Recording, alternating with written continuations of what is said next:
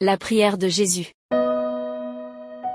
Dans les évangiles, nous lisons à plusieurs reprises que Jésus a prié.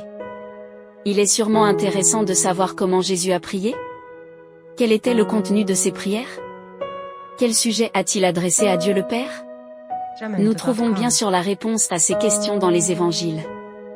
Notamment celui du 7e dimanche de Pâques de l'année B. Alors qu'y trouve-t-on? Il y a en premier lieu une demande à Dieu de nous garder fidèles à son nom.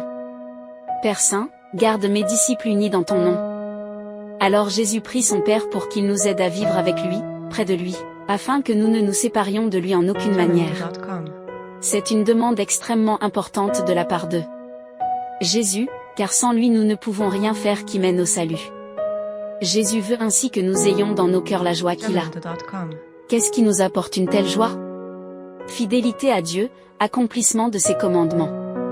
Cela nous conduit à la joie de Dieu, c'est-à-dire à la joie qui ne manque de rien et qui ne finit jamais. Dans une autre demande, Jésus veut que nous soyons sauvés du mauvais. Jésus sait que, tout comme il a été attaqué par le mauvais, ses disciples le seront également, nous y compris. Il sait aussi que sans l'aide de Dieu, nous n'avons aucun pouvoir pour nous défendre contre le mauvais. Jésus ne veut pas que cette personne éternellement triste nous enlève notre joie éternelle. Jésus veut aussi que nous soyons sanctifiés par la vérité. Un mensonge ne sanctifie pas, il empoisonne et apporte de la tristesse. Mais la vérité apporte de la joie, et comme quelqu'un l'a dit, seule la vérité est intéressante. Nous avons été créés par la vérité sainte et éternelle. Dieu est la vérité sainte et éternelle. Personne d'autre peut nous sanctifier. Finalement, Jésus dit au Père qu'il envoie les disciples dans ce monde. Il nous envoie pour être sel et lumière, pour témoigner que vivre l'évangile apporte la vraie joie. Jésus nous envoie parce qu'il nous fait confiance pour faire ce qu'il attend de nous, tout en nous aidant généreusement.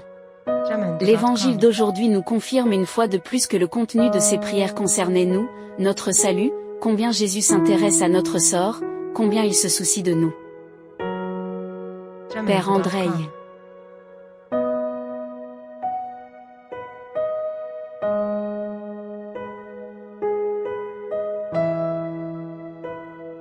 Jamendo.com